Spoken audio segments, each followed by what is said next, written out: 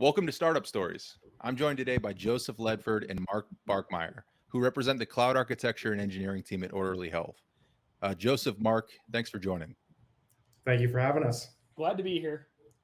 So, want to jump right in. A lot of startups are struggling to move quickly and plan for scale. After your experience building Orderly Health's platform, what are some of the key things for technical teams to consider as they build their products? Yeah, so I think probably the biggest thing to consider is how much configuration is required. Luckily, GCP gives us that flexibility in their managed and unmanaged offerings.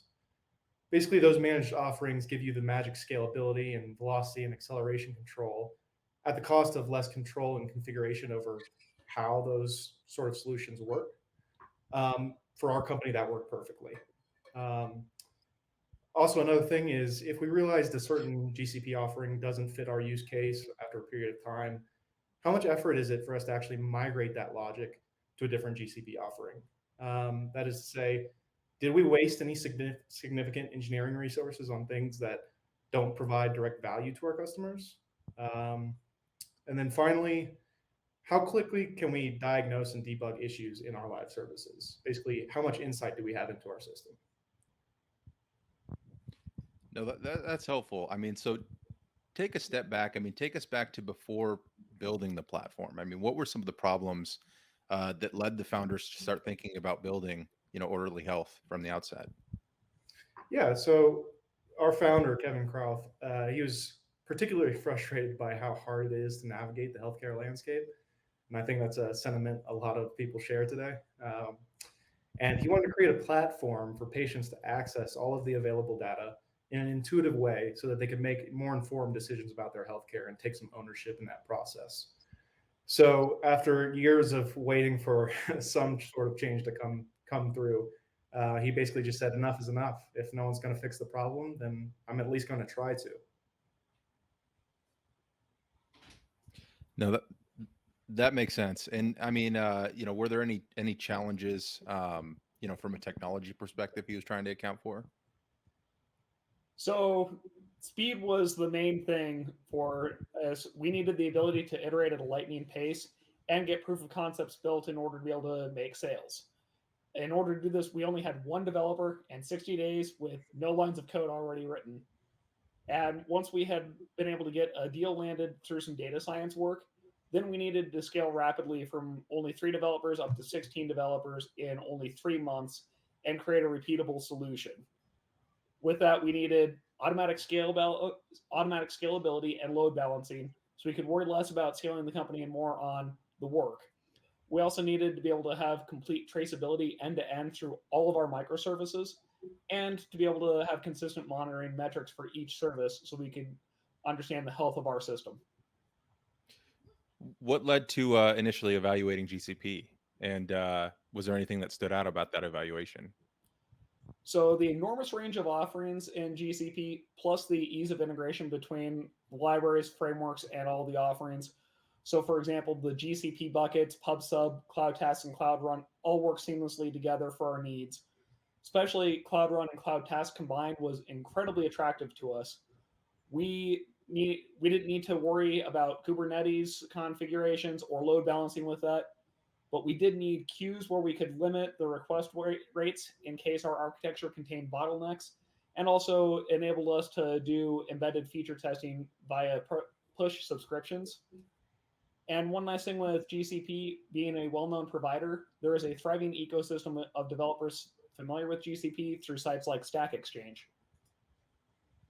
That makes sense. So I mean, moving more towards kind of the finished product and what things ended up looking like. I mean, tell us a bit about with those challenges. How did you partner with and work with GCP to solve some of those challenges? Yeah, since we were such a small team to begin with, I think it made perfect sense for us to gravitate towards the managed offerings as much as possible. We needed things that just worked right out of the box without spending too much time tinkering. Because of that, we leaned heavily on Cloud Run for our microservices, basically keeping everything stateless and managed. So Cloud Run and Stack Driver combined with just a small bit of platform code gave us the ability to do a lot of different things. For example, pass request headers everywhere and attach them to logs. This may basically allowed us to trace a request from inception, the original API call, all the way through our system. We also built some infrastructure to run all of our GCP cloud microservices end-to-end locally, so that we could easily test and debug without wasting precious engineering time. Running it all locally meant we could cut out time deploying until all that code was ready to be actually tested in the cloud, reducing some of that cycle time and the development. And then finally, we're actually at our base a data company. So Vertex AI made it possible for us to build, model factories, AI, for, rapid training and production use. This allowed us to iterate and, explore our ideas without slowing down. And from a business perspective, I mean, what was kind of the business impact? Yeah, I mean, obviously, like Mark said, the environment is great.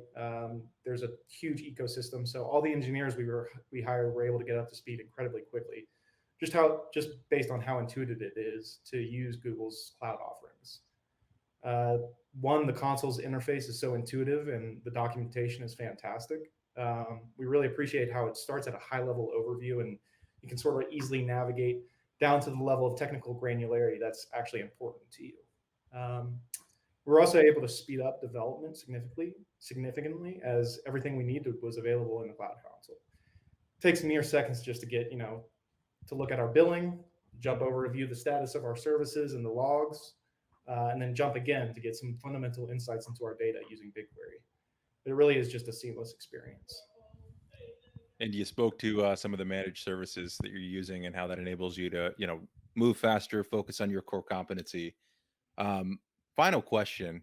I mean, looking back over the last, several years in your experience, I mean, what advice would you give to other technology leads as they start to think about, building a cloud native product and choosing a public cloud provider to partner with? So, first thing is to err on the side of familiarity, but definitely analyze needs and pick what fits those needs the best. Just because you're familiar with one cloud provider doesn't mean that they will be able to fit all of your needs. And you also want to evaluate the development ecosystem and the tooling surrounding said provider. And you want an offering with the level of management that gives you just the right amount of control via configuration without flooding you with irrelevant choices. Definitely avoid getting into over scrutinizing your configuration from all the configuration options available. And finally, definitely consider how you plan to scale your system, how you plan to monitor it, and finally, how you can enable your development team to rapidly debug any issues in the system end to end. No, that's great. Mark, Joseph, thanks so much for sharing. If I'd like to learn more about Orderly Health, your team and company's work, where should I look? Yeah, probably the best place to learn about what Orally does or why it matters would be to go to the employees of our customers whose lives have been changed by the work that we're doing. Some used to spend hours or weeks staring at spreadsheets and manually updating individual cells or trying to search down errors in their databases. Now they just upload a file. Others used to go to 5 different sources for data and compare all the conflicting sources of information to determine which was most likely to be accurate. Now they just simply schedule an API call and look at their results with their internal BI tools. We'd be happy to put you in touch if you'd like to find out more. But probably the simplest way would be to just go to our website. You can request a demo and just find a little bit of more information about our team and what we do. All right. Well, gentlemen, thanks again, both of you. Appreciate the time. Thank you so much. Thank you.